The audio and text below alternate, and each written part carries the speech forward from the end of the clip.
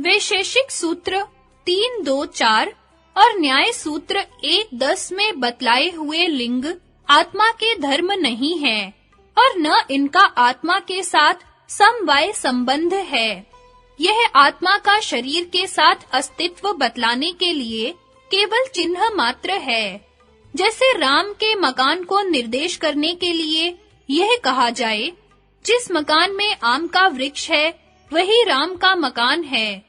इन दोनों सूत्रों में आत्मा के सगुण अर्थात शबल स्वरूप को बतलाया है, जिसकी संज्ञा जीव है, क्योंकि प्राण, अपान, पलक मीचना, पलक खोलना, जीवन, यह सब प्राण के धर्म हैं।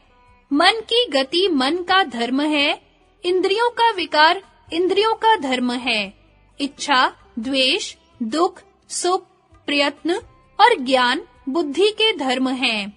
ये सब तीनों गुणों के कार्यों के धर्म गुण रूप ही हैं। इसी बात को गीता अध्याय के 5, 8 तथा 9 श्लोक में बताया गया है। तत्व को जानने वाला सांख्य योगी तो देखता हुआ, सुनता हुआ, स्पर्श करता हुआ, सूंघता हुआ, भोजन करता हुआ, गमन करता हुआ, सोता हुआ, श्वास लेता हुआ, बोलता हुआ, त्यागता हुआ, ग्रहण करता हुआ, आँखों को खोलता हुआ और मीचता हुआ भी सब इंद्रियां अपने-अपने अर्थों में बरत रही हैं। इस प्रकार समझता हुआ निसंदेह ऐसे माने कि मैं कुछ भी नहीं करता हूँ। आत्मा का शुद्ध स्वरूप वैशेषिक के सूत्र 7, 1 और 22 में बताया गया है। विभु धर्मवान महान है, आकाश वैसे आत्मा है। वैशेषिक के इस सूत्र के अनुसार ही श्रुति स्मृतियों में आत्मा के शुद्ध ज्ञान स्वरूप को व्यापक और निष्क्रिय ही माना है। आकाश के समान आत्मा व्यापक और नित्य है। यह आत्मा नित्य व्यापक, स्थाणु तथा निष्क्रिय और सनातन है। जिस प्रकार सर्वत्र व्याप्त हुआ आकाश भी सूक्ष्म होने से लिपायमान नहीं होता, वैसे ही सर्वत्र देह में स्थित हुआ भी आत्मा गुणातीत होने के कारण देह के गुणों से लिपायमान नहीं होता है। हे अर्जुन, जिस प्रकार एक ही सूर्य इस संपूर्ण ब्रह्मांड को प्रकाशित करता है, उसी प्रकार एक ही आत्मा संपूर्ण क्षेत्र को प्रकाशित करता है। आत्मा के शबल स्वरूप की पिंड रूप व्यष्टि शरीर में सिद्धि से सामान्य तो दृष्ट प्रमाण द्वारा परमात्मा के शबल स्वरूप की ब्रह्मांड रूप समष्टि जगत में सिद्धि होती है। वैशेषिक और न्याय में योग साधन की शिक्षा। आत्मा तथा परमात्मा का अस्तित्व प्रमाण और लक्षण से सिद्ध करने के पश्चात इन दोनों दर्शनकारों ने न केवल आत्मा और परमात्मा का, किंतु अतीन्द्रिय जड़ पदार्थों का भी वास्तविक स्वरूप जानने के लिए योग साधना का ही सहारा बतलाया है। आत्मा में आत्मा और मन के संयोग विशेष से आत्मा का प्रत्यक्ष होता है, अर्थात आत्मा और मन का योग समाधि द्वारा जब संयोग प्रत्यक्ष होता है, तब उस संयोग विशेष से आत्मा का प्रत्यक्ष होता है। इसी प्रकार अन्य द्रव्यों का प्रत्यक्ष होता है। युक्त योगी जो समाधि को समाप्त कर चुके हैं, उनके लिए बिना समाधि के भी प्रत्यक्ष होता है।